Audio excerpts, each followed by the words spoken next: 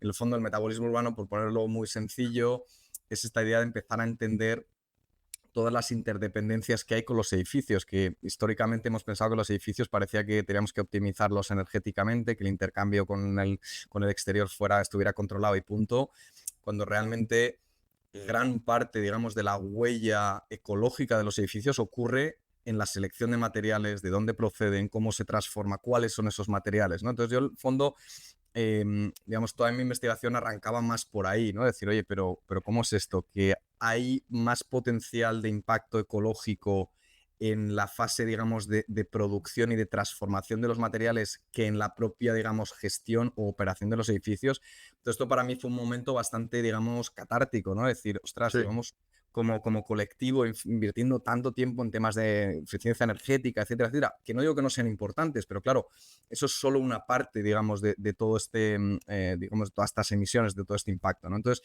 en el fondo, claro, una vez que empiezas a entender que en la selección de los materiales, cómo se industrializan, cómo se transforman, cómo se ensamblan, cómo se transportan, hay una gran parte de todo este impacto, es ahí cuando empiezo, claro, a descubrir materiales como la madera que tienen un potencial impresionante por las razones que todos sabemos. Primero de todo es un material biobasado, totalmente renovable, que en el crecimiento de este material secuestra, digamos, carbono, lo almacena en su materialidad, lo cual le da un crédito muy alto, ¿no? O sea, es decir, le da mucho crédito de carbono que si luego, evidentemente que hay emisiones también en cómo se transforma, en los transportes de esta madera desde, digamos, desde las industrias hasta el edificio, pero en el fondo, claro, ya vas con crédito, no vas con un déficit como sí. otros materiales mucho más contaminantes, ¿no? Entonces, de alguna manera yo llego ahí por este, digamos, descubrimiento y tengo la opción de hacer en Harvard esta investigación sobre urbanismos de madera, que de hecho a mí me gusta más, esto ha acabado en un libro, en una publicación, que a mí me gusta casi más el subtítulo que el título, ¿no? Porque el subtítulo dice de lo molecular a lo territorial, ¿no? Que es esta idea de pensar que cada vez que diseñamos un edificio estamos diseñando una cadena de valor, estamos afectando territorios productivos, industrias transformadoras, colectivos de gente. Entonces, en el fondo, que el arquitecto empiece a coordinar y a, de alguna manera, diseñar desde la cadena de valor y no solo desde un sitio concreto, generando formas específicas, sino teniendo este Ujú. conocimiento, a mí me parece como fundamental, ¿no? Entonces, bueno, yo creo que ahora estamos, digamos, muy al principio de este gran cambio, que como todos los Sí. cambios, obviamente llevará tiempo y, digamos, venimos con una inercia muy grande que costará mucho, digamos, corregir, pero ya se ve que todos los indicadores y todas las mediciones apuntan a que esto, digamos, es para mí, yo creo, la siguiente gran revolución. Bienvenido a Buildia, el podcast sobre innovación en la construcción.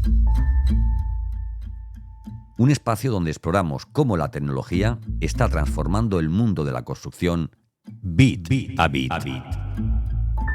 En Buildia estamos en esa vanguardia, redefiniendo cómo se planifica, se construye y se gestiona en la industria de la construcción. En este podcast vamos a descubrir juntos cómo la innovación y la tecnología están construyendo el futuro.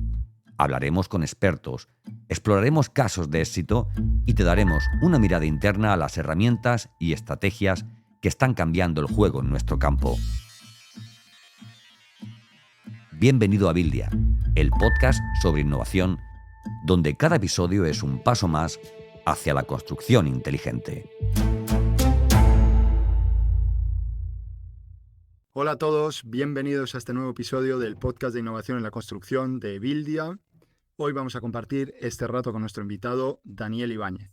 Daniel Ibáñez es arquitecto por la Politécnica de Madrid, Doctor of Design por Harvard GSD, CEO del Instituto de Arquitectura Avanzada de Cataluña, LIAC, y cofundador de Urbanity. Poca cosa. Bienvenido, Daniel. Muchísimas gracias, Jero, un placer estar aquí. Seguro que lo vamos a pasar bien y espero que todos los que nos escuchan también y que además sea muy interesante. Dada tu trayectoria, no tengo ninguna duda. Yo te conocí, creo que hace 10 años en persona. Cuando yo llegué a Harvard, tú estabas ya estudiando el doctorado o empezando el doctorado en aquella época, que fueron unos cuantos años. Te conocía ya, curiosamente, porque al final creo que nos llevamos 3 4 años como, digamos, en la carrera de arquitectura y ya había mirado mucho tu proyecto fin de carrera, que sabes que es una costumbre de los alumnos de último año. Así que te conocí y luego a partir de ahí hicimos un clic como muy, yo creo que muy natural, porque aunque cada uno tenía sus guerras y en el GSD precisamente no es que sobrara tiempo como para meterse en las guerras de otros, pero teníamos intereses muy comunes, me dio la sensación, y bueno, pues desde entonces hemos estado, digamos, en contacto y con cierta interacción aquí y allá, así que es un placer estar contigo hoy. A mí me gusta mucho que sean los invitados los que se describan y más en este sector donde la gente tiene, digamos, carreras tan variadas y tan eclécticas en muchos sentidos, ¿no? Tú mezclas muchas ramas, así que me encantaría que tú fueras quien se autorretrata ante la audiencia. Así que adelante, por favor, cuéntanos quién es Daniel, arquitecto, profesional, académico, etcétera. Fenomenal, pues nada, lo dicho, muchas gracias. Daniel Ibáñez, como bien decías, más que nada me considero arquitecto en el sentido más amplio de la palabra. Dicho esto, en la actualidad manejo, digamos, varios gorros. Creo que todo es parte de lo mismo, pero bueno, tengo, digamos, varias posiciones que yo creo que se complementan muy bien. Por un lado, por decirlo así, la parte a día de hoy más quizá visible y más institucional, que es este rol que tengo como director general del Instituto de Arquitectura Avanzada de Cataluña, que básicamente es una institución de educación, investigación y proyectos de innovación y desarrollo. Diría muy pionera en el contexto español, muy conectada a nivel global, luego seguro que tenemos opción de hablar. Y por otro lado, de alguna manera, manejo otro segundo gorro, que es el de cofundador de un estudio, digamos, de arquitectura, junto con Vicente Guallar, que básicamente hemos decidido fundar hace pocos años, pese a venir muchos años trabajando de manera conjunta y colaborativa, con la idea de alguna manera de posicionarnos ante este gran cambio que yo creo que está ocurriendo ya en el sector, digamos, de la edificación, de la arquitectura, que claramente vamos a un modelo mucho más industrializado, mucho más digitalizado y también un modelo mucho más ecológico, donde diría que nos hemos, entre comillas, especializado en estas temáticas, sobre todo haciendo edificios con base, digamos, de construcción en madera maciza industrializada. Además de todo esto, pues efectivamente manejo demasiados, digamos, máster y tengo una formación como muy extensa, pero bueno, contento de ver que en estos últimos años de alguna manera todo cristaliza en una trayectoria profesional que la verdad me gusta mucho porque soy capaz de combinar lo bueno de la academia con lo bueno de la investigación, el desarrollo y, digamos, la práctica profesional, ¿no? Al final yo creo que todo se retroalimenta unas con otras y esto es, yo creo, algo muy importante. A nivel personal, por contar algunas anécdotas, bueno, soy Importante padre, también, sí. digamos, padre de dos chavales ya, uno de 14, otro de 9, León y Hugo. Y bueno, ahora tengo esta situación curiosa de que vivo como entre dos mundos. Estoy fundamentalmente en Barcelona, donde me dedico a trabajar y a empujar todas estas líneas y tengo digamos, una vida paralela. De vez en cuando me vengo a Boston hasta con la familia a hacer, digamos, de padre. Pero en general la verdad es que bastante contento. Y dicho todo esto, por contar alguna anécdota también personal, pues un enfermo del deporte, he hecho durante muchos años triatlón de manera más competitiva, llegué a ser subcampeón de España en categoría sub-23 hace 1000 años y es algo que se ha de alguna manera mantenido conmigo hasta el día de hoy. He podido hacer en los últimos años Ironman, es algo que de alguna manera me permite mantener, digamos, la cabeza en su sitio, descomprimir y nada, es frecuente verme o corriendo o montando en bici o yéndome a nadar a algún sitio, así que ahí Un estamos. poco anfibio, ¿no? Muy bien, muy bien. Exacto, ¿Tú exacto. eres de los que cuentan el total de kilómetros hechos en bici, corridos y demás? ¿Tienes la cifra por ahí o no? Absolutamente. De hecho, cualquier cosa que no puedes medir, no la puedes gestionar, ¿no? Dice esta frase Sí. típica de corporativa americana, ¿no? Whatever you cannot measure, you cannot manage. Pues Sí. exactamente esto. Yo muy friki de los datos y los datos son fundamentales, incluidos los de la actividad deportiva. Muy bien, muy bien. Los americanos son especialistas en eso. O te lo ponen todo en campos de fútbol o en distancias de aquí a la luna y vuelta, etcétera, etcétera. Correcto, Oye, correcto. y otra pregunta ya para terminar la parte personal, ya por curiosidad. Yo porque tengo un hijo también de 3 años que me llama papá siempre, pero cuando quiere algo de verdad me llama Jerónimo. Así que a ti, León, ¿te sigue llamando papá o te llama Dani como de vez en cuando escuchábamos por ahí en el GSD? Es curioso, eso es una buena anécdota. Durante 2 o 3 años me llamaba Dani, algo que la verdad es que no me importaba en absoluto. No, a mí me encantaba, la verdad. Era una cosa tal que ha ido cambiando como tantas otras cosas y no, ahora vuelvo a ser papá, estoy en la fase papá, no descarto volverse Dani en algún momento, pero sí, sí, ahí estamos. Cuando llega a los 15, 16. Bueno, Efectivamente. oye, has hablado de la parte familiar que me parece fundamental y yo creo que además en esta época, en este tiempo hemos todos tomado un poco más conciencia de la importancia que tiene para todo gran profesional. Yo quería también preguntarte, al lado de Dani profesional y más ahora en esta era de la co-creación y donde parece que por mucho conocimiento que tenga uno nunca es realmente suficiente como para todo lo que hay que hacer. ¿Cuál es tu equipo esencial, digamos? ¿Cuáles son tus compañeros de batalla, las 3 personas que son clave en esta vida profesional hoy en día? Es muy buena pregunta y muy difícil elegir este círculo, digamos, cercano. Hay una que es, digamos, muy evidente por todas las cuestiones, digamos, profesionales, tanto la parte institucional como la parte más empresarial, que en este caso es Vicente Guallart. Vicente, como seguramente sepan muchos, digamos, de los que nos estén escuchando, ha sido el fundador de la institución que hoy dirijo. Digamos, Sí. tuvo una etapa muy importante en los comienzos de la institución. Ha sido también arquitecto en jefe durante 4 años de la ciudad de Barcelona. Y de alguna manera yo como estudiante del IAC, porque yo en el IAC tengo, digamos, también una prehistoria, ¿no? Antes de irnos juntos a Harvard, estar pues eso, casi 13 años digamos, en ese lado del Atlántico.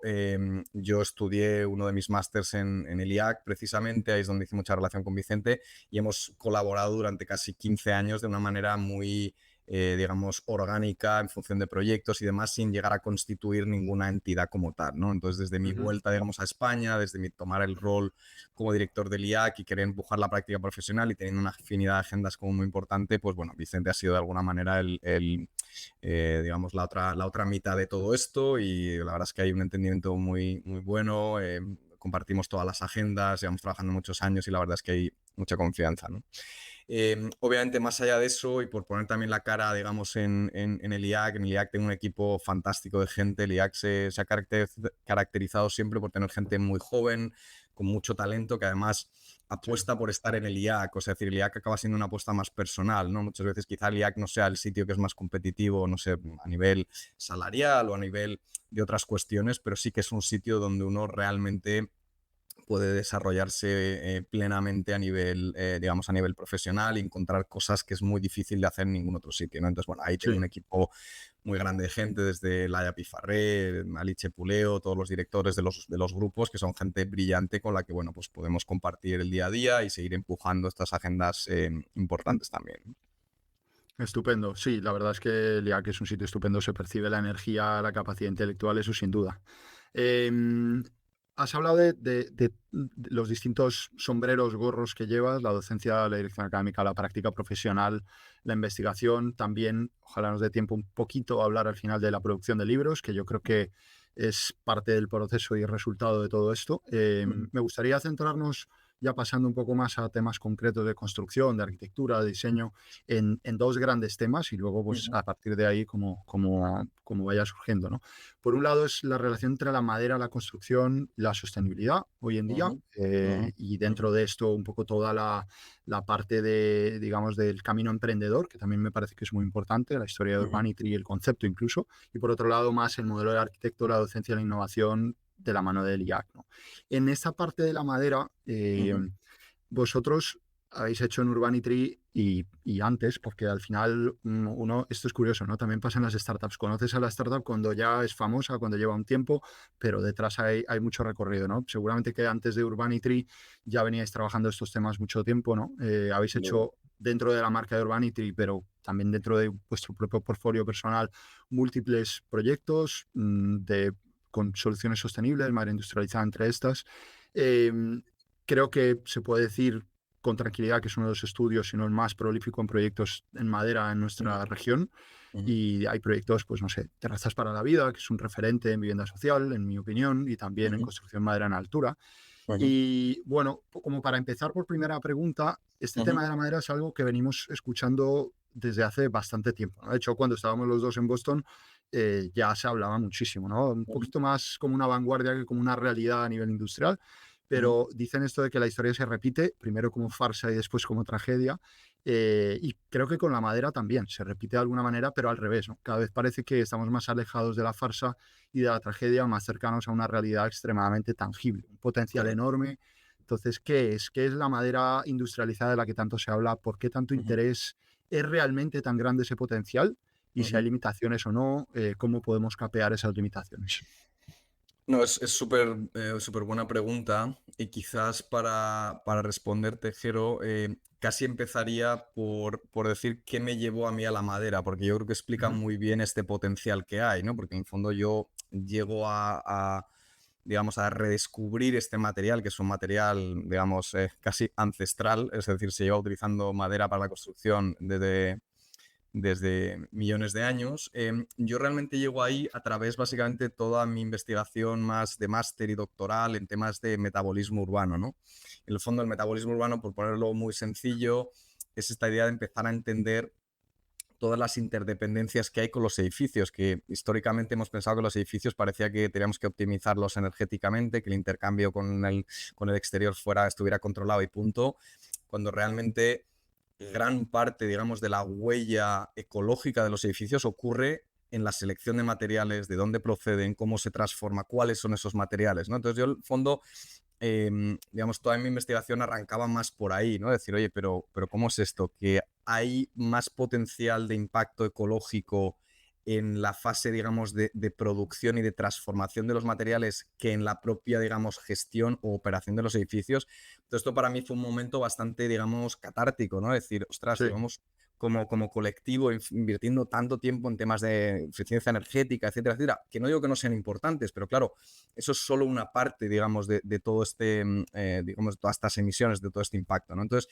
en el fondo, claro, una vez que empiezas a entender que en la selección de los materiales, cómo se industrializan, cómo se transforman, cómo se ensamblan, cómo se transportan, hay una gran parte de todo este impacto, es ahí cuando empiezo, claro, a descubrir materiales como la madera que tienen un potencial impresionante por las razones que todos sabemos. Primero de todo es un material biobasado, totalmente renovable, que en el crecimiento de este material secuestra, digamos, carbono, lo almacena en su materialidad, lo cual le da un crédito muy alto, ¿no? Es decir, le da mucho crédito de carbono que si luego, evidentemente que hay emisiones también en cómo se transforma, en los transportes de esta madera desde, digamos, desde las industrias hasta el edificio, pero en el fondo, claro, ya vas con crédito, no vas con un déficit como sí. otros materiales mucho más contaminantes, ¿no? Entonces, de alguna manera yo llego ahí por este, digamos, descubrimiento y tengo la opción de hacer en Harvard esta investigación sobre urbanismos de madera, que de hecho a mí me gusta más, esto ha acabado en un libro, en una publicación, que a mí me gusta casi más el subtítulo que el título, ¿no? Porque el subtítulo dice de lo molecular a lo territorial, ¿no? Que es esta idea de pensar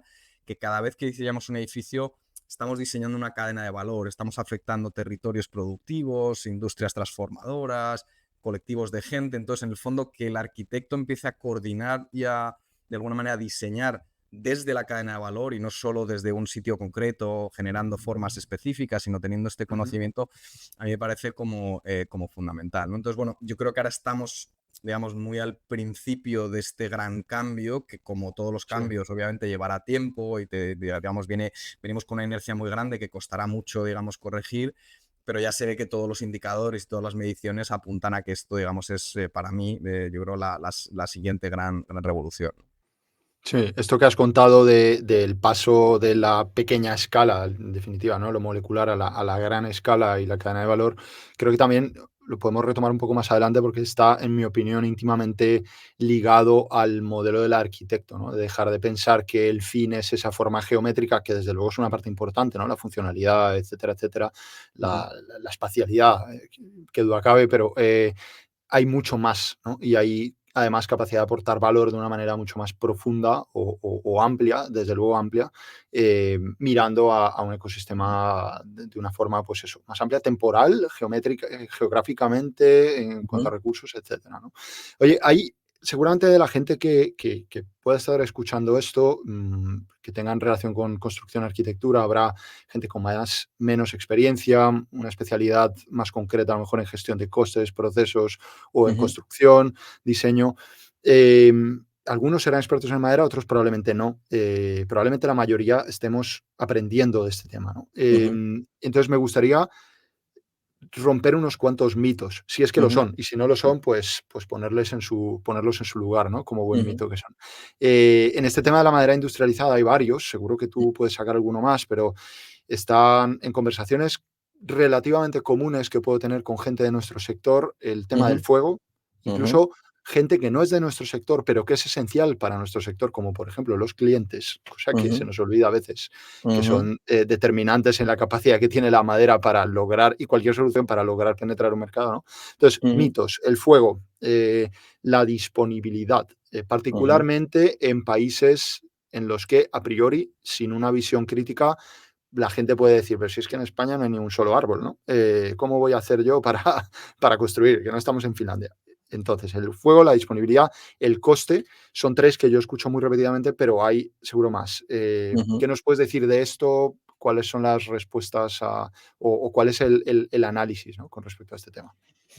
Sí, efectivamente, o sea, decir, digamos, no hay un material perfecto, ni mucho menos, y al final, Ujú. obviamente, digamos, tenemos siempre que balancear, digamos, los pros y los contras. Dicho todo esto, por ser como muy claro, la madera cumple con el código técnico exactamente igual que cualquier otro material. Por tanto, quiero decir, desde ese punto de vista, quiero decir, no hay diferencia. O sea, es decir, al final los edificios tienen que cumplir unos códigos regulatorios como muy concretos y en Sí, este sentido la madera lo hace exactamente igual. Tenemos el caso reciente de Valencia, de este edificio que se ha quemado, que es un edificio que no había madera por ningún lado y es un en edificio que se absoluto. quema y es un edificio que cumplía código técnico de la misma manera, digamos, que lo están cumpliendo hoy los edificios que se hacen en madera. Ujú. Dicho todo esto, yo creo que hay, de alguna manera, grandes mitos también, ¿no? O sea, es decir, la madera, evidentemente, un edificio de madera se podría llegar a quemar como cualquier otro edificio, esto podría Sí, pasar, pero estamos empezando a darnos cuenta que, claro, frente a los modelos de vivienda que hemos visto en el pasado, sobre todo en mucha tradición, digamos, del norte de Europa o de tradición anglosajona, del uso de este entramado ligero, que no, al final son, pues eso, mucho aire, mucho aislamiento con determinadas estructuras de madera sólida, pero digamos muy separadas, que realmente esto a nivel de, digamos, de performance, ¿no? De comportamiento con el fuego, claramente es una de las, digamos, de los grandes déficits. Pero claro, hoy no hablamos ya de construir de esa madera, hoy estamos sí. de construir de esa manera, estamos hablando de construir con madera maciza industrializada, es decir, grandes muros, grandes paneles sólidos que sirven como forjado, que sirven como fachada, que sirven como muros de carga. Y claro, quemar un muro de esos no es sencillo, porque Sí, no lo básicamente, quemas como con todos un sabemos, mechero, de la ¿no? misma manera, Precisamente. ¿no?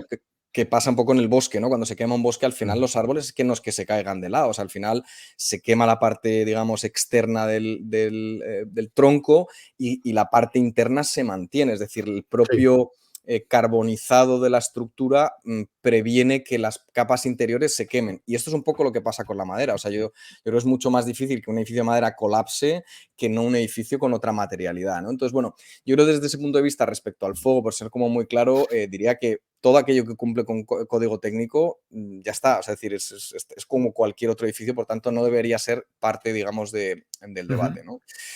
Respecto al tema de costos y de disponibilidad, que yo creo que también van un poco de la mano, claro, el tema de pensar que en España no hay, entre comillas, árboles es un poco una locura si uno lo piensa, ¿no? O Sí, sea, es decir, al final sí. España creo recordar que es el segundo país con mayor superficie forestal después de Suecia con casi 27 millones de hectáreas. Básicamente 20% de toda esa superficie forestal digamos, cuenta con instrumentos adecuados de gestión, que es una parte muy importante. O sea, una cosa es tener bosque, otra cosa es Sí, tener bosque gestionado, ¿no? Que evidentemente hay una gran diferencia, pero bueno, estamos hablando que el potencial forestal de España es muy, muy muy alto, ¿no? potente. Entonces, Ujú. tenemos asociado que en España no hay árboles o no hay industria, cuando en el fondo sí que la hay. El problema es que esa industria a día de hoy se está dando un uso de muy poco valor añadido. O sea, se usa para triturar y hacer papel o hacer cartón, es decir, cosas que no le dan realmente el valor que podría tener, ¿no? Entonces yo creo que ahí hay un potencial muy grande también para el sector forestal, en que cuanto más se utilice esto, el bosque está generando productos de mucha calidad que encima acaban, o de mucho valor agregado, que encima acaban en lugares seguros, mantenidos, gestionados, por tanto el carbono se mantiene, por tanto, digamos, este producto es duradero, ¿no? Entonces, yo el primer mito que quitaría, digamos, es ese, es decir, ¿hay disponibilidad en España? Por supuesto que sí, hay una Sí. grandísima disponibilidad. Y diría también que incluso a nivel de capacidad industrial, hemos visto como España, básicamente, desde hace 5 años, estamos manteniendo alrededor de unos, si no recuerdo mal el dato, unos 60.000 metros cúbicos de producción, digamos, de CLT, que seguramente en 2-3 años, con la apertura de otras 2 nuevas plantas de industrialización, una en la frontera entre Cataluña y Aragón, del grupo JV20, que se llama Trihood, y otra que es vinculada al aserradero Bosch, que están haciendo la planta, la capacidad industrial se va digamos, a casi a duplicar en los próximos 2 años. Por tanto, yo diría que si falta algo hoy, es todavía más demanda. No hay, desde luego, un Sí. embudo a nivel productivo, ¿no? Por tanto, bueno, en resumir, o sea, decir, efectivamente existen mitos y los mitos tienen una razón de ser, y también las incertidumbres y los miedos son muy normales, pero yo creo que en las grandes temáticas que tú mencionas, la madera está más que preparada, ¿no? Sí, de hecho, obviamente por eso te hacía esas preguntas. Me parece muy importante lanzar estos mensajes de una manera clara, ¿no? De hecho, el que ha andado o ha caminado un poco por el monte, alguna vez te has encontrado algún bosque, o sea, encontrado algún bosque quemado, muchos de los árboles siguen viviendo perfectamente, ¿no? Y luego se nos olvida que en los edificios la garantía de seguridad de la gente durante, por ejemplo, un incendio no es después del incendio X tiempo, es para que la gente evacúe con seguridad, se pueda apagar el incendio y la estructura se mantenga, ¿no? Por ejemplo, el acero ante altas temperaturas es mucho más maleable, se convierte en plastilina, ¿no? A partir de 500 grados Correcto, progresivamente. La madera no, la madera aguanta mucho, ¿no? O sea que, correcto. dicho eso, tampoco conocía yo el dato muy interesante sobre el potencial de producción de materia prima que hay en España. Sí sabía que naturalmente no es un desierto en este sentido, como se dice, pero bueno, no sabía que era tan fuerte, así que muy De bien. Oye, hecho, dime. Jero, por darte un par de datos más en ese sentido, o sea, al final, claro, el tema del bosque ya no es tanto si tenemos el recurso o no, sino los beneficios asociados a la explotación adecuada Sí. de ese recurso, ¿no? O sea, si te fijas, llevamos hablando en España muchos años de los temas de despoblación del medio rural, de la falta de actividad económica descentralizada, es decir, que no ocurra solo en las grandes ciudades. Claro, Ujú. este tipo, digamos, de proyectos tiene un impacto en el medio rural muy bueno, o sea, es decir, porque al final gestionar un bosque quiere decir que hay gente, que hay trabajadores, Total. hay gente que va con las aserraderas. Entonces, o sea, decir, digamos, bien entendido, es un, digamos, efecto win-win para muchas cosas simultáneamente. Ya no solo construir de una manera descarbonizada, industrializada, sino que también, si lo hacemos bien, pues eso, cortamos muchas externalidades, metemos, digamos, recursos y dinero en el medio rural, prevenimos, digamos, esta despoblación tan salvaje que está ocurriendo. Entonces, bueno, yo creo que hay un proyecto casi país ahí a medio Sí, largo plazo muy interesante, que ahora mismo estamos todavía en el principio del empezando. principio. En España hay menos de un 1% de todo lo que se construye es en madera maciza industrializada. Es decir, cuando tengamos un 30, un 25%, entonces el discurso obviamente será otro, ¿no?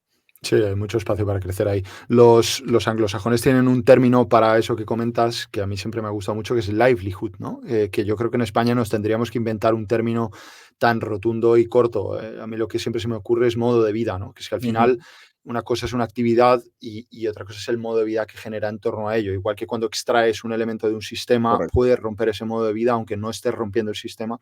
Bueno, pues súper interesante eso que dices. Em, ¿Por qué no se has comentado que hay capacidad de producción en España, que lo que Ujú. haría falta es más demanda? De hecho, el proyecto de Treehood, por ejemplo, es un proyecto que conozco bien, emocionante, hay claramente un empuje. Em, la pregunta sería, ¿por qué no se promueve, por qué todavía no se promueve mucho más en España? Entiendo que es un proceso natural, pero dentro de ese proceso natural, ¿cuáles son los elementos que hacen que todavía no se promueva muchísimo más, cuando claramente hay unas ventajas, yo diría, muy obvias? Ujú, Y luego, ¿a qué otros mercados desde España se puede exportar no solo ujú, producción de madera, sino también talento para diseño con madera, que es una de las ujú. componentes que vosotros aportáis en Urbanity? Sin duda, sin duda. A ver, muy, muy buena pregunta. O sea, yo creo que, digamos, a día de hoy, em, diría que hay grandes casos que sirven como ejemplo para el resto del país, pero desafortunadamente son muy pequeños. O sea, decir, creo Ujú, que Barcelona, obviamente de donde estoy yo, pero no por estar ahí, o sea, decir que Barcelona en general ha hecho un gran esfuerzo por digamos, por apoyar todo este tipo de construcción. Ha habido políticas públicas muy, digamos, muy innovadoras a este respecto que han permitido que este tipo de edificios de alguna manera arranquen y sobre todo que demuestren que se puede construir, que son tecnologías que están preparadas, ¿no? ujú, Em, yo creo que una de las grandes barreras, ¿no? Porque, digamos, otro de los temas que no he comentado, de estos múltiples sombreros que tiene cada uno, es una de las cosas que yo hice cuando volví de Estados Unidos era montar básicamente una red nacional para el impulso de este tipo de tecnologías que hemos llamado Más Madera, más con ujú, doble S, ¿no? Con el guiño al anglicismo de Mass Timber, ¿no? De madera maciza industrializada. Y es sí, básicamente una red que nos está permitiendo de alguna manera decir, señores, aquí hay un cambio de paradigma, no vayamos cada uno a nuestro, digamos, a nuestra bola independientemente tratando de hacer lo mismo en paralelo, sino conectémonos, coordinémonos y catalicemos, ayudemos a catalizar este cambio, ¿no? Yo le llamo esta cosa de ujú, las 3 Cs, ¿no? De coordinar, conectar y catalizar, ¿no? Entonces, ujú, esta red de alguna manera nos ha permitido, pues eso, empezar a intercambiar conocimiento, qué cosas están pasando en unas ciudades que se puedan exportar en otras, de alguna manera ser un agente un poco más holístico, si lo quieres, es decir, salir ya solo de la zona de confort del arquitecto, empezar a tener dentro de esta red desde promotores, desde industrias de transformación, desde propietarios de bosque, desde ujú, ciudades, arquitectos, por supuesto, ingenieros, es decir, tener a todo el ecosistema y tratar de ver cómo colectivamente ayudamos a mover esto, ¿no? Entonces, ujú. dicho todo esto, a tu pregunta, digamos, desde Más Madera hemos hecho varios análisis sobre oye, cuáles son las grandes barreras que no nos están permitiendo acelerar más rápido, porque esto hagamos algo, esté Más Madera o no, es un cambio que yo estoy convencido que poco a Va a poco va a ocurrir, seguir ¿no? avanzando y va a Mm, llegar. ¿Qué queremos hacer con Más Madera? Que este cambio ocurra de manera más acelerada, o sea, es decir, tratar de propiciarlo más, ¿no? Entonces, como algunas de las barreras, pues por ejemplo, no es una cuestión de capacidad productiva, sino más bien de falta de técnicos especializados en esto. O sea, es decir, yo okey. conozco muchos arquitectos que les gustaría, pero les da miedo porque no han diseñado nunca, porque vienen de haberse formado en otras, digamos, en otras materialidades, que este cambio como les da incertidumbre. También faltan más ingenieros de la edificación especializados en madera, ¿no? No todo el mundo te Claro. calcula una estructura de madera o tiene el conocimiento para resolver temas que puedan salir en obra con temas de madera, por tanto ahí hay otra barrera. Y sin duda, a tu pregunta, la barrera para mí más obvia es cómo, en este caso, las instituciones públicas adoptan determinadas políticas mucho más innovadoras que permitan el fomento de este tipo, digamos, de proyectos. El ejemplo paradigmático para mí, que estamos tratando de exportar a otros rincones de España, es precisamente el concurso que nos permitió a nosotros ganar Terrazas para la Vida, que lo has comentado Ujú, tú hace unos minutos, que es básicamente un proyecto que está diseñado enteramente, es un proyecto de vivienda colectiva de 40 unidades, planta baja más 8, que va a ser uno de los ujú, edificios más altos de madera maciza industrializada en España. Este proyecto, digamos, gana con esta materialidad y con esta estructura por una cosa tan sencilla como que cambien los criterios de evaluación de un concurso de proyecto y obra. claro. Históricamente en España los concursos de proyecto y obra son 50% de los puntos a la calidad arquitectónica, 50% a la oferta económica. Es decir, Coste, sí. de ahí que sepamos estas grandes, ¿no? De todos a la baja, a ver quién lo hace más barato, etcétera, etcétera. Claro, Sí, ¿cuáles fueron los criterios de adjudicación de este concurso?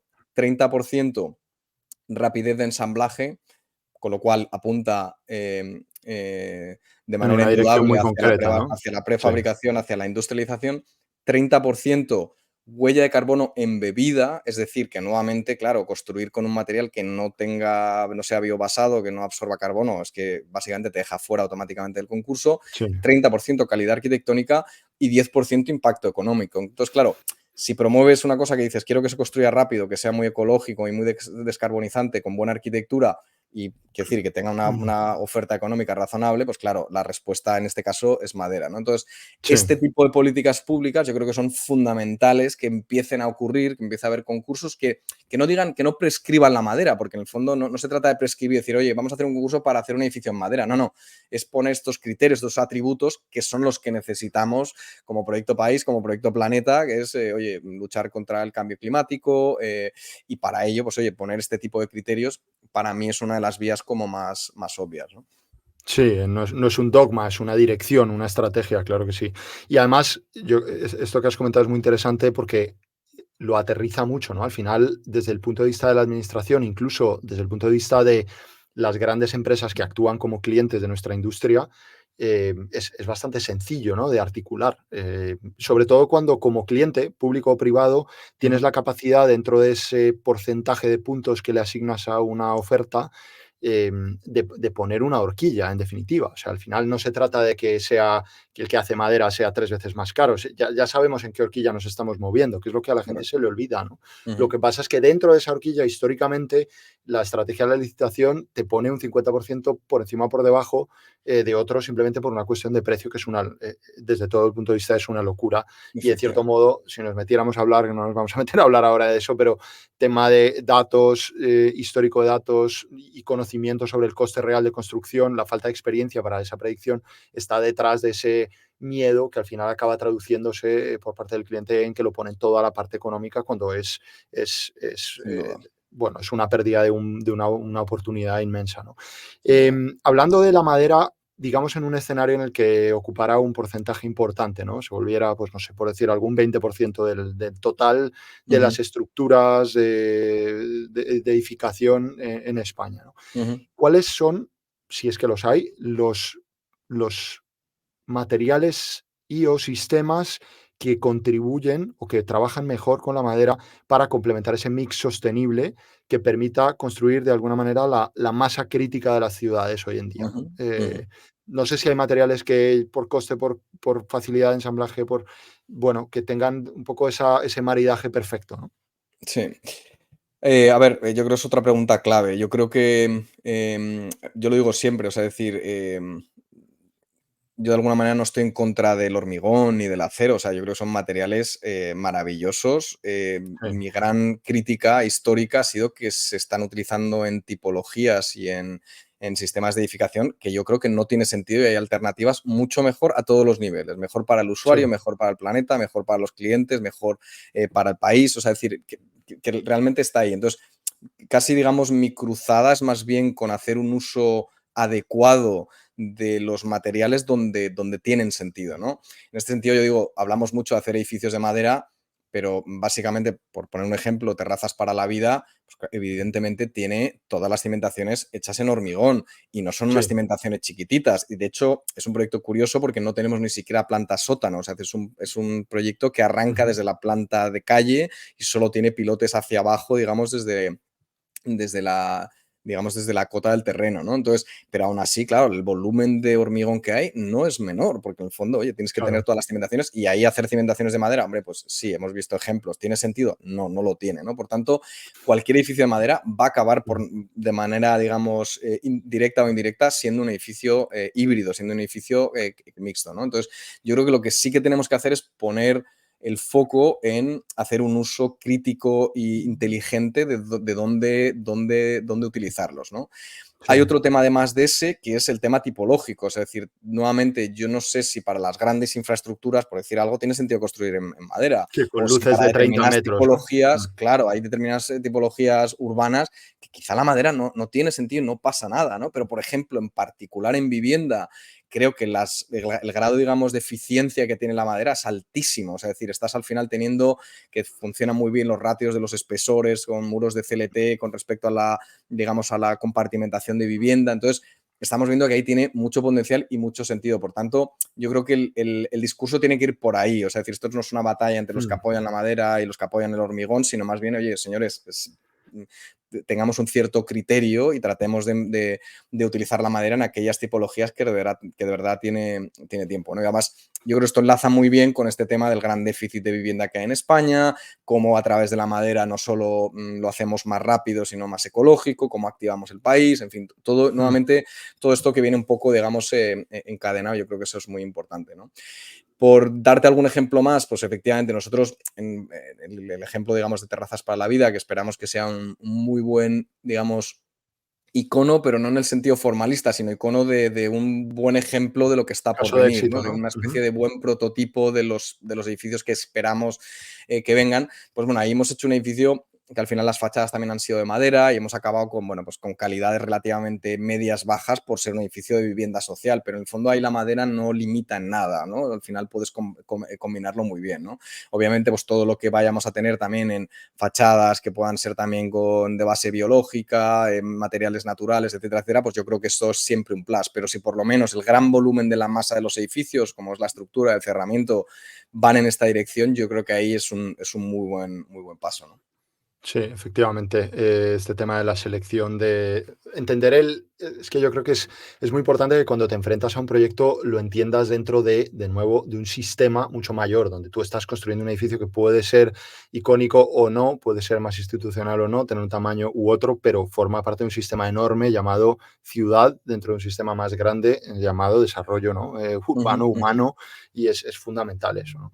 Em, una pregunta, yo creo que es interesante cuando estamos desarrollando una nueva industria, hablar de los referentes y así como casi como un paso previo a la Ujú, segunda parte, y ujú. luego me gustaría entrar un poquito en la historia de Urbanity y tu vida como emprendedor. ¿Qué referentes hay mundiales en madera? Me refiero a industria, me refiero no sé si a marcas, Ujú, pero en tu vida, digamos, ¿cuál es ese referente, ya sea académico, ujú, industrial, de ujú. casos de éxito, de país, no sé si lo hay Sí. o no para vosotros? Sí, obviamente hay mucho y España de alguna manera llega, yo creo que a tiempo, pero no llegan ni mucho menos los primeros a esta gran revolución. O sea, es decir, la Ujú. madera maciza industrializada y todos los desarrollos que ha habido con el Cross Laminated Timber, CLT, etcétera, etcétera, tienen ya casi 25 años de historia. O sea, es decir, que Sí. no es algo nuevo, ¿no? Obviamente, para mí, el gran referente, digamos, en todo lo que tiene que ver con madera siempre ha sido Japón. O sea, es decir, la arquitectura que hay allí es espectacular. Y ahí, insisto, no es tanto una revolución más industrial vinculada con el CLT, sino, digamos, un entendimiento, digamos, de la obra en madera mucho más amplio, digamos, histórico. Yo creo que es un tremendo referente. Gente, digamos, por poner algunos nombres, como Kengo Kuma, etcétera, etcétera, que yo creo que ha hecho proyectos que también generan una muy buena colección de prototipos de posibles edificios que seguro empezaremos a ver adaptados a diversos, digamos, contextos, emerger en los próximos años, sin duda, ¿no? En la parte, digamos, más europea, yo creo que hay un referente que es Andrew Baum, que yo es un Ujú. gran amigo y colaborador. Este año, además, recientemente estuvo también como uno de los keynote speakers en Rebuild. Alguien, pues bueno, que en 2008 fue capaz de hacer este edificio icónico de Murray Grove en Londres, que bueno, en el momento era como, pero como un edificio de madera, es decir, ese sí que tenía todas las barreras y todos los mitos de golpe, ¿no? Y se ha demostrado ser un edificio fantástico y que ha funcionado muy bien, y luego han podido hacer una obra muy extensa como con estos materiales. En Estados Unidos, quizá digamos, gente como Alan Organsky, que es además socio y colaborador, hemos hecho varios proyectos juntos, o Michael Green, pues yo creo que están también demostrando un poco cómo se puede construir, se puede diseñar con madera. Creo que hay una cosa muy importante también que mencionaran, que es una cierta obviedad, ¿no? Pero eh, muchas veces, en especial en Estados Unidos, hay una cierta tendencia a esta idea de la sustitución, ¿no? La industria de la madera a veces como con una cierta mirada, digamos, muy cortoplacista, dicen, bueno, lo que sea con tal de que sea de madera, ¿no? Y les da igual decir, oye, sustituyamos edificios antes diseñados con hormigón y pongámosle madera, entonces ya está bien, ¿no? Y cuando en el fondo esto es un Sí. cambio mucho más, digamos, profundo, ¿no? Al final, de la misma manera que, no sé, el muro cortina cambió la manera de percibir los downtowns de todas las grandes capitales a nivel mundial, ¿no? Con estructuras de acero ligeras, con, pues eso, unas fachadas totalmente industrializadas muy ligeras. yo creo que el cambio con la madera tiene que ir más por ahí, ¿no? Es decir, no es tanto sustituir las mismas tipologías y cambiarle digamos, el material de los huesos, sino decir, oye, ¿qué arquitecturas salen con la madera, ¿no? Y hay Sí, ejemplos buenísimos con, oye, fachadas, con vegetación, con otro, digamos, otro lenguaje que va mucho más vinculado a esta idea, digamos, de la importancia del material, la importancia de las huellas de carbono, la importancia, digamos, de toda esta, digamos, gestalt, ¿no? Que dirían, ¿no? Esta especie, digamos, de halo que va asociado, digamos, con este cambio, ¿no? Entonces, bueno, países también como puede ser Austria han llevado un liderazgo muy claro, empresas como, no sé, KLH y todas estas, digamos, sí, grandes que llevan muchos años trabajando esto y obviamente tienen un potencial muy grande. Austria es un gran ejemplo también de muchos casos de éxito que han estado muy bien. Entonces, bueno, yo creo que de alguna manera hay muchos sitios donde mirar y mirar con esperanza que hay, digamos, grandes ejemplos que se puede, digamos, aprender de ellos. Yo nunca diría importar directamente, porque nuevamente eso sería cometer, digamos, el error de que la madera tiene que tener un rol global, y más bien yo sí, creo que tiene que tener un rol que emerja en todos los rincones del planeta, pero muy adaptado a las lógicas del contexto, ¿no? O sea, al final acabamos construyendo edificios, trayéndonos la madera del otro lado del planeta, estamos, digamos, incidiendo en exactamente el mismo problema, ¿no? Pero totalmente. dicho esto, hay muchas lecciones que se pueden aprender de estos grandes casos de éxito que vemos en muchas partes del mundo, ¿no? Estupendo, buenísimo no estar solos. Oye, antes de meternos en tu historia como emprendedor, respecto a esto, ya por curiosidad, ¿recomendaréis algún libro sobre este tema de... Sin duda. A ver, hay muchísimos libros. Diría, obviamente, aunque sea esto como parece que he venido aquí a vender Wood mi libro, Urbanism? pero uno de ellos, obviamente, yo creo que es, Claro, quiero decir, creo que el libro está bien, es un ejercicio, digamos, muy sí lo está. riguroso, académico, importante, que se hizo en el contexto de la Universidad de Harvard, que yo creo que ese libro, sobre todo, Doy fe. ayuda a contar la narrativa global, de esta idea que hablamos al principio, Jero, de cadena de valor, de conectar todas Sí, las cosas. No es tanto un libro técnico para saber cómo se conectan dos muros de CLT, cómo son los anclajes, cómo son los herrajes. No, o sea, esto va más de entender, decir, la relación que hay entre los bosques, las industrias, las ciudades, el rol de los materiales biobasados, temas de energía, temas, digamos, incluso de la diversidad y la biodiversidad de los bosques. O sea, es decir, es una manera de poner todos estos grandes temas y darles una cierta coherencia y cierto sentido, ¿no? Pero bueno, además de ese, pues hay un montón de libros, no sé, Timber in the City, me viene ahora a la cabeza, de Alan Orikansky, que también incide mucho ujú, en estos temas. Incluso diría a nivel de lectura, que yo creo que es un gran hito, hay un artículo que logró, digamos, un artículo de arquitectura hablando de descarbonización que logró publicar en la revista Nature, lo cual creo que es un gran logro, ¿no? Que lleguemos al punto de que estas sí, innovaciones en el sector de la edificación acaben ¿no? en estas revistas de divulgación científica, como puede ser la revista Nature, que se llama eh, Buildings as Carbon Sinks, ¿no? Que la traducción sería algo así como edificios como depósitos de carbono, donde articulan muy bien ese potencial que hay de este gran cambio y cómo, pues eso, en el fondo los edificios nos pueden salvar o pueden sin duda ayudar a, digamos, a contribuir en este objetivo de descarbonizar, digamos, el planeta, ¿no? qué bueno, no conocía ese artículo, pero interesantísimo, sobre todo porque, bueno, al margen de lo que pueda decir, no se llega con facilidad a estar en la revista Nature o la revista Science o ninguna de esas. Contribuye a crear ciencia de base, digamos, arquitectónica, constructiva, que es bastante interesante. Sin Nos duda. vendría muy bien un poco más de eso en proporción, pese a que es extremadamente difícil.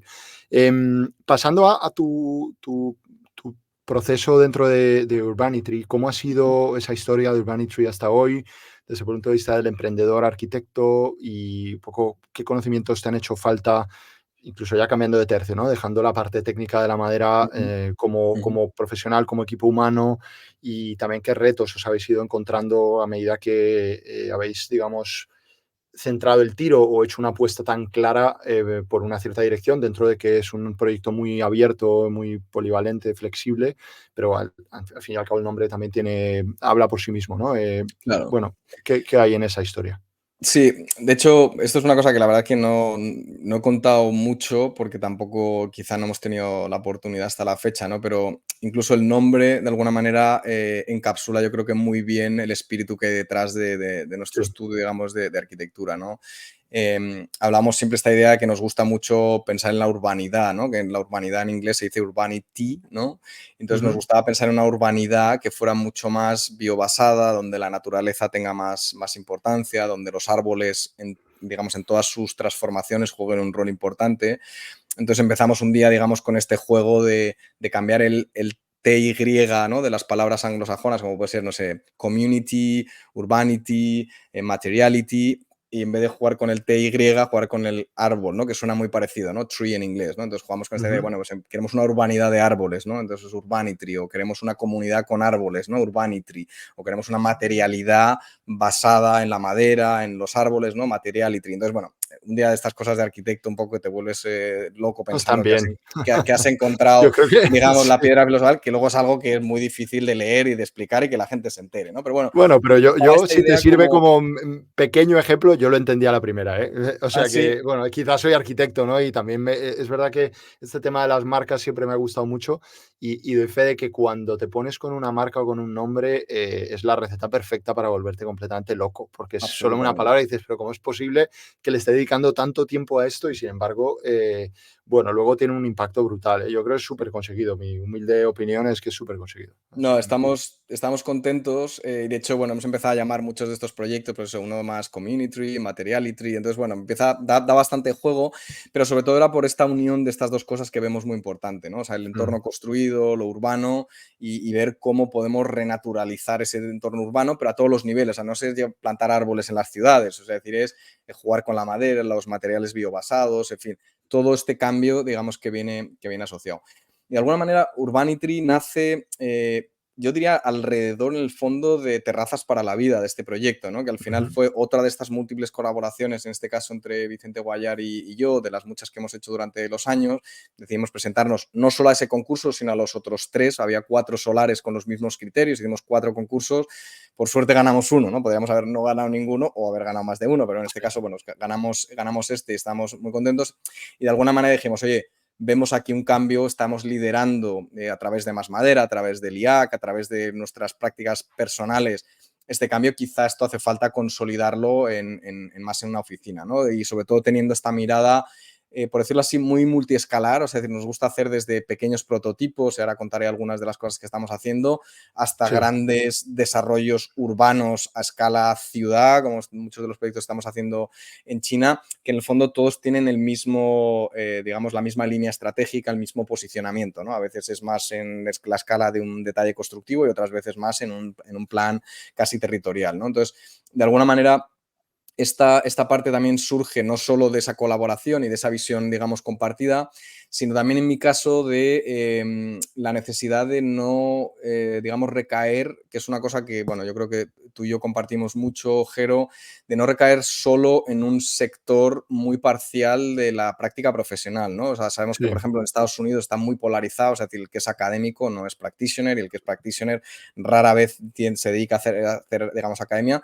Y yo en el sí. fondo donde le veo el potencial es en esta mezcla, ¿no? Muy simbiótica que pueda haber. O sea, al final a mí no me gusta que haya de alguna manera académicos en general que no tengan ninguna conexión con el mundo Una real, porque en noción el fondo mínima, ¿no? Sí, pueden acabar con unos debates demasiado alienados, abstraídos, abordando problemáticas que quizás están muy distanciadas del día a día, ¿no?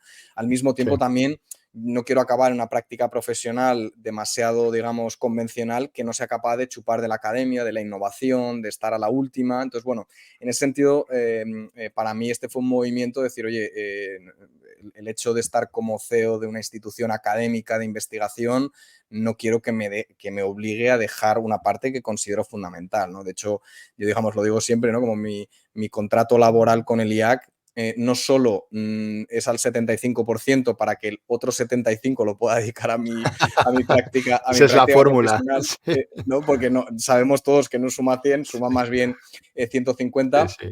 sino también con la idea que incluso esto, digamos, viniendo del patronato del IAC, un poco la necesidad de decir, oye, queremos tener a alguien que no sea un gestor o que no sea un académico, sino que sea alguien que tenga, digamos, méritos en la práctica profesional. Es decir, nos interesa tener a alguien que aporte un poco esta mirada más transversal desde todos los ángulos del sector, ¿no? Entonces, bueno, la suma de todos estos factores, en el fondo, pues bueno, nos hace, digamos, converger ahí y la verdad es que, bueno, llevamos formalmente, digamos, como Urbanitry constituidos, digamos, 2 años y operando y, bueno, con una cartera de proyectos, diría, muy espectaculares todos y sobre todo muy en una línea. O sea, es decir, estamos haciendo lo que nosotros llamamos mucha calidad de proyecto, ¿no? No hay ningún proyecto que digas, bueno, lo tendríamos que sacar, ¿no? Por alimentar la propia economía del estudio, que a veces uno podría decir, sino que en el fondo yo diría que no hay ningún proyecto ahora mismo en Urbanity del que no estemos como totalmente orgullosos de que se alinea muy bien con estos valores estratégicos de la oficina, ¿no?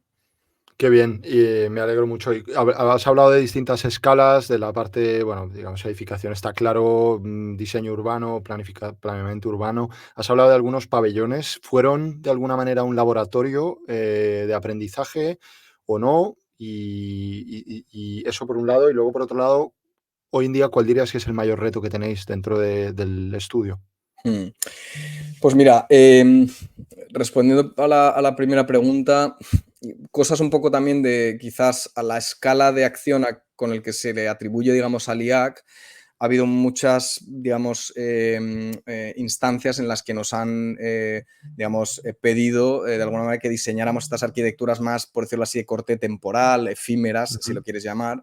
Que quizá no es ni donde nos queremos posicionar, ni mucho menos, pero sí que tienen algunos atributos que son muy interesantes, ¿no? Al final son proyectos de muchísima visibilidad, que tienen un timeline muy concreto, es decir, cuando arrancas sabes que hay una fecha de inauguración y es que esa no se mueve, no es como las obras que se pueden Total. alargar, tardar, en fin, lo cual eso está bien. Y luego es un espacio extremadamente fértil a nivel de innovación, o sea, es decir, te quitas gran parte del peso, digamos, regulatorio, hay mucha más libertad en explorar, en innovar, entonces, bueno, desde el IAC y también muchas veces a caballo con Urbanity, porque claro, el IAC al final es una institución más de docencia, de investigación y de proyectos de innovación que muchas veces no tienen la capacidad de firmar y asumir una responsabilidad civil, ¿no? Claro. Entonces muchas veces, pues bueno, con el satélite, digamos, de empresas y de estudios de arquitectura que hay en el ecosistema, digamos, del IAC, pues a veces con unos y con otros tratamos de hacer esta fórmula como simbiótica, ¿no? Pero ahí pues hemos hecho proyectos para el Mobile World Capital, hicimos recientemente otro proyecto también para el pabellón de Fitur de Vueling, que ha sido uno de los premiados como mejor Sí. pabellón en la feria.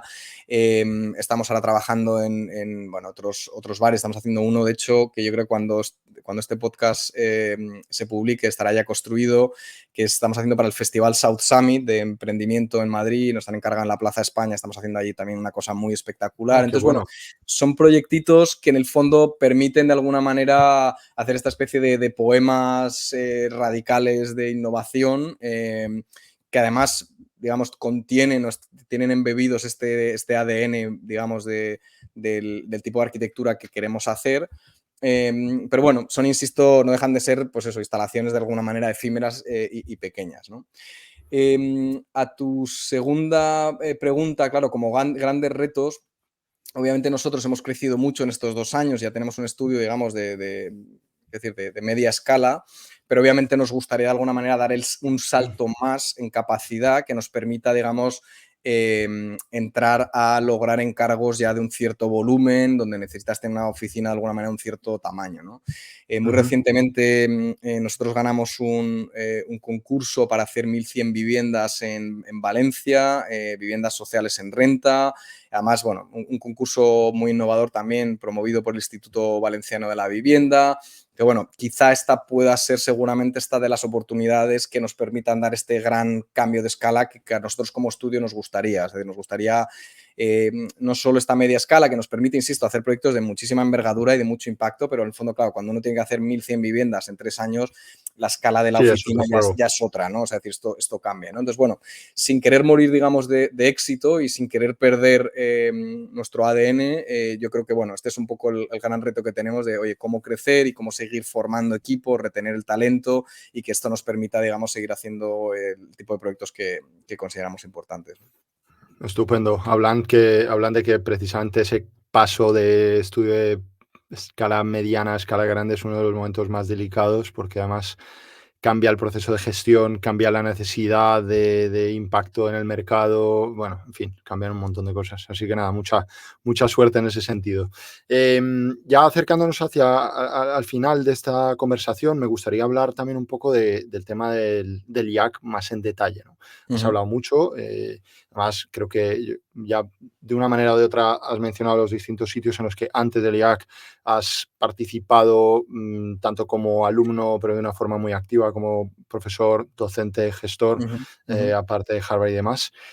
Ahora eres director del Instituto de Arquitectura Avanzada de Cataluña, por si a alguien se ujú, le había olvidado el acrónimo, que es una fundación, si no me ujú. equivoco, Correcto. que tiene en ese sentido una misión específica y una estructura específica. Como para empezar, me gustaría que nos contaras un poco acerca de la institución.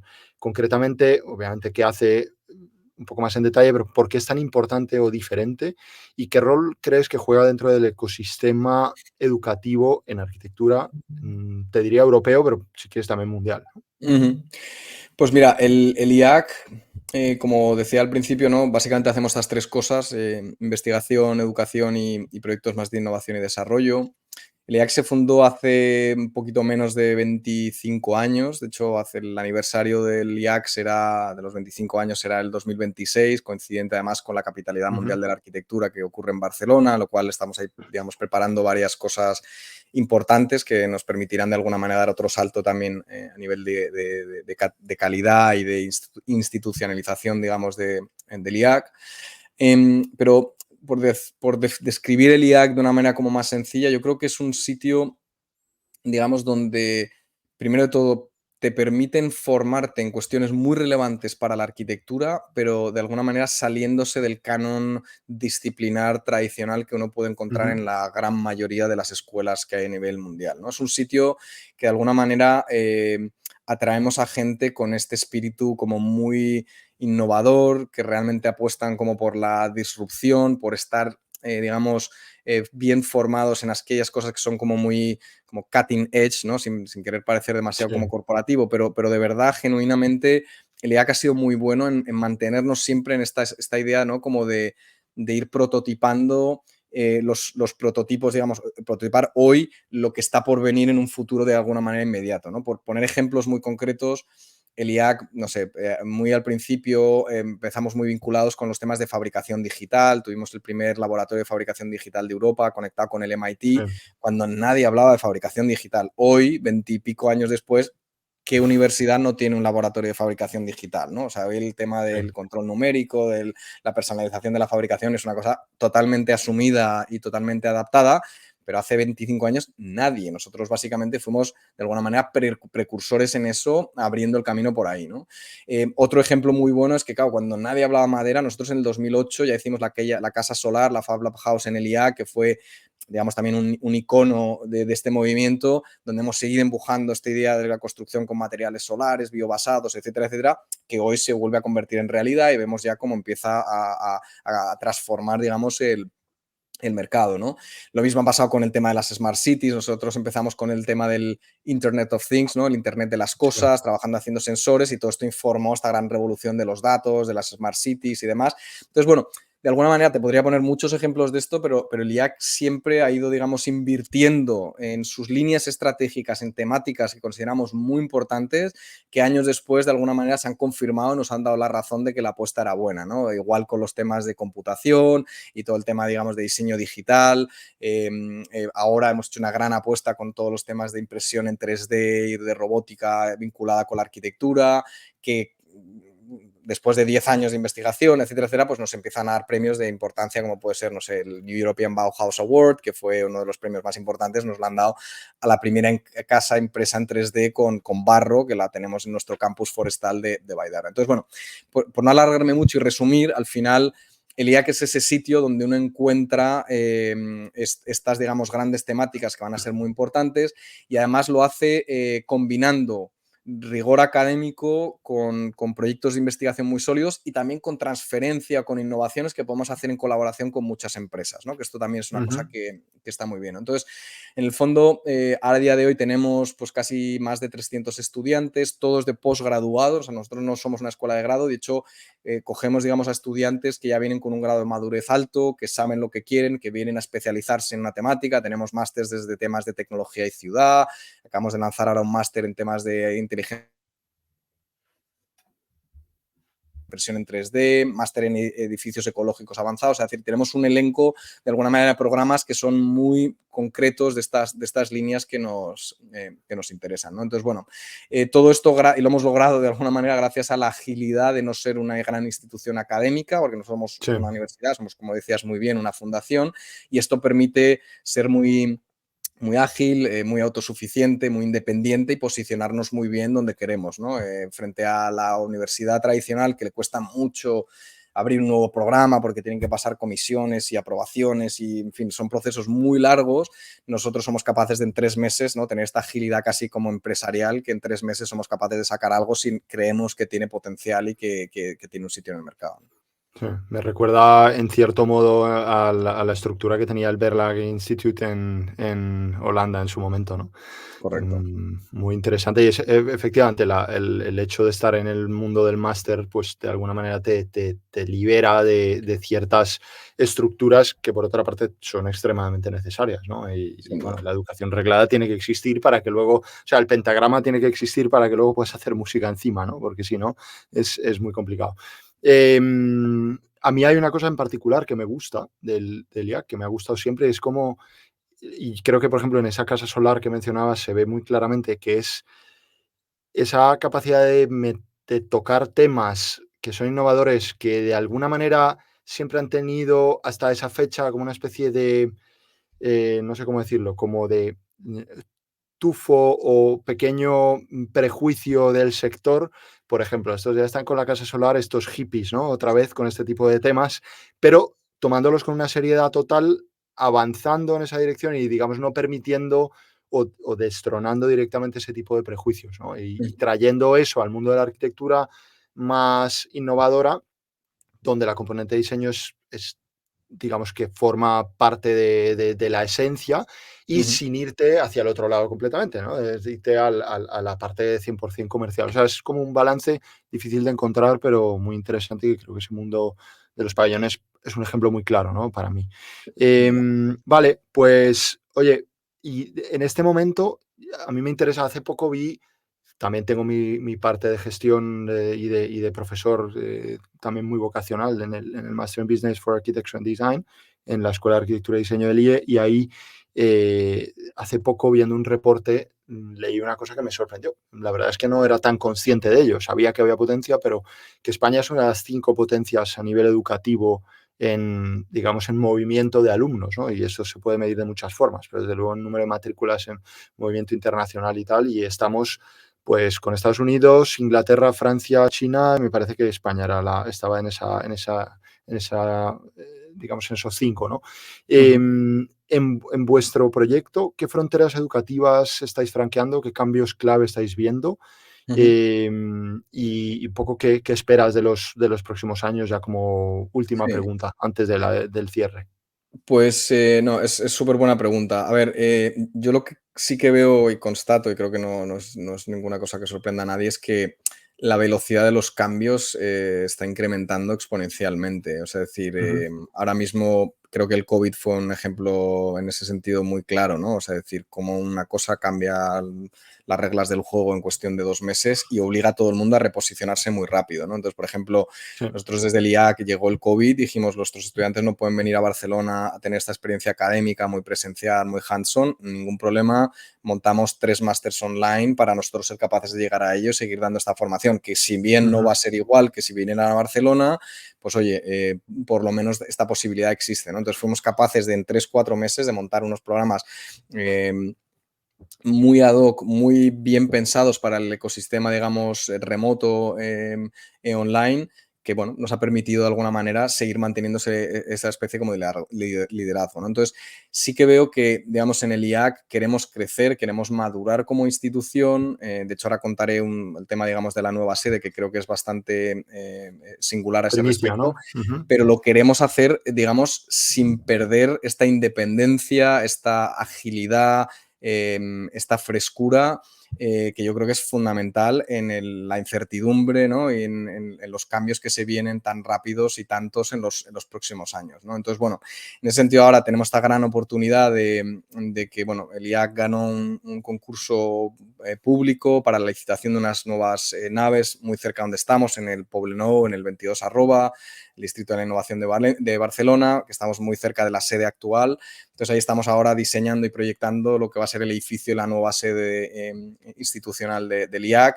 Y claro, hemos tenido la suerte, además, yo es una de las cosas que de alguna manera negocié también como parte de mi vuelta de Estados Unidos a Barcelona, si finalmente acababa siendo director del IAC, que quería liderar también lo que fuera el diseño de esta nueva sede, ¿no? Que al final me parece que obviamente se podría haber hecho un proceso competitivo y otras cosas, ¿no? Pero dije, bueno, si vamos a hacer este gran esfuerzo de lograr financiar, conceptualizar todo esto, me gustará de alguna manera desde el conocimiento profundo interno de la institución y muy apoyado por toda mi gente allí, hacer un diseño que realmente esté a la altura de lo que quiere ser el IAC, ¿no? Entonces, bueno, estamos haciendo un proyecto espectacular que seguro que en los próximos meses pues podremos anunciar, donde además ahí ya estamos madurando hacia una línea, Jero, que yo creo que enlaza muy bien con también todas tus inquietudes y tu camino, digamos, empresarial, que es que el IAC va a generar algo así como una especie de aceleradora, incubadora de muchas de las ideas que nosotros desarrollamos más a nivel, digamos, de investigación, ¿no? Con TRLs no demasiado altos, tener ahí una especie como de innovation hub que permita conectarlo con el ecosistema de inversión, de alguna manera que todas estas innovaciones que hacemos puedan empezar a dar la transición hacia el mercado, ¿no? Ahí tenemos todavía Sí. a día de hoy un gap muy grande, somos muy buenos formando, investigando, pero la transferencia de todo eso en impacto económico, en generación de empresas y demás, todavía hay un cierto gap, ¿no? Mucho de nuestro talento pues acaba en el ecosistema empresarial de otras empresas, etcétera, etcétera, pero queremos apoyar también y que este sea un sitio, digamos, de referencia, ¿no? En todo lo que tenga que ver con Buildtech, que el IAC se le pueda reconocer con eso. Entonces, bueno, esas son dos cosas que nos ilusionan mucho, además de consolidarnos como, digamos, como gran institución, tener esta idea, digamos, del Tech Hub muy vinculado a edificación, de tal manera que una parte de eso pueda ser lo que el IAC sea capaz de ir transfiriendo y de ir escalando, pero también de recoger el ecosistema, digamos, startupero, empresarial, vinculado con estos temas, que también pueda decir, oye, yo, ¿sabes qué? Quiero irme al Tech Hub dentro de la sede del IAC a desarrollar mis innovaciones porque quiero estar dentro de un ecosistema muy rico, donde hay gente muy potente en todas estas cosas, donde hay conferencias todas las semanas, proyectos europeos espectaculares. Entonces, bueno, yo creo que ahí hay un proyecto muy, muy bonito que estamos ahora, digamos, en plena cocción, pero con muchísimo potencial. Qué bien, interesantísimo también, ¿no? Seguro que todo ese proyecto sale de maravilla y yo, por mi parte, os deseo sin duda mucho éxito porque será positivo para el ecosistema. Para terminar, siempre me gusta hacer esta pregunta como muy de cliché, pero que yo creo que nos pone a soñar de una manera positiva, que es ¿cuál sería tu carta a los Reyes Magos de innovación en la construcción? Es decir, ¿cuál sería ese deseo para los próximos años? Dando de máximo, por decir algo, un horizonte de 5 años, ¿no? Para no irnos a pensar en cohetes y cosas más extrañas.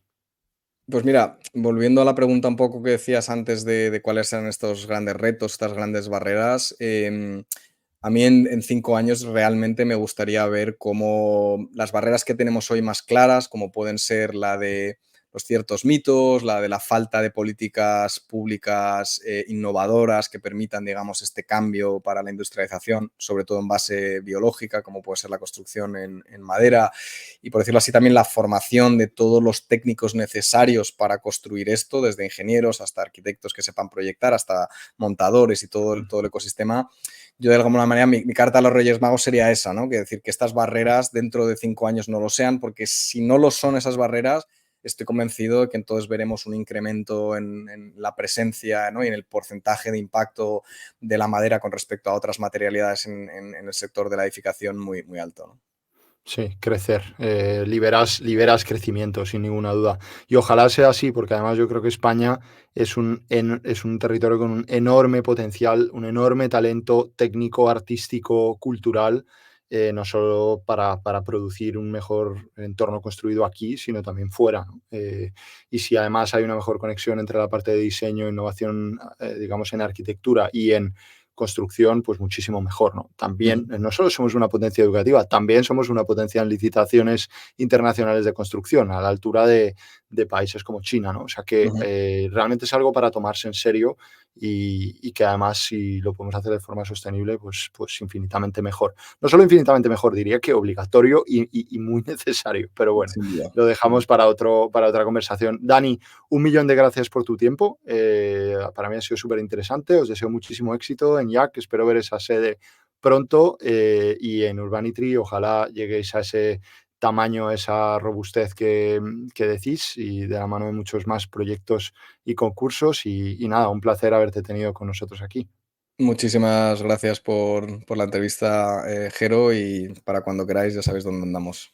Un abrazo. Seguro. No sé si estarás en Boston, en Barcelona o en dónde, pero bueno, te encontraré. Exactamente.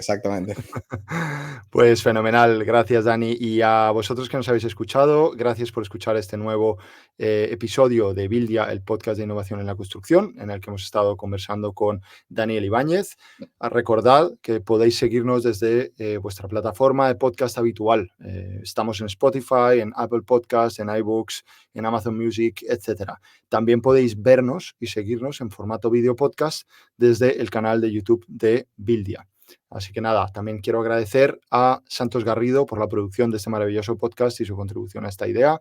Y nos vemos pronto en el próximo episodio de este proyecto de Buildia. Un saludo. Has escuchado un nuevo episodio de Buildia, el podcast de innovación en la construcción. No olvides seguirnos en tu plataforma de podcast favorita para no perderte ningún episodio. Y si estás buscando más información sobre cómo estamos transformando la industria, visita buildia.com. Este podcast está producido por Santos Garrido, CMO de Buildia y productor de podcast especializado en la construcción. Gracias por escuchar y hasta el próximo episodio.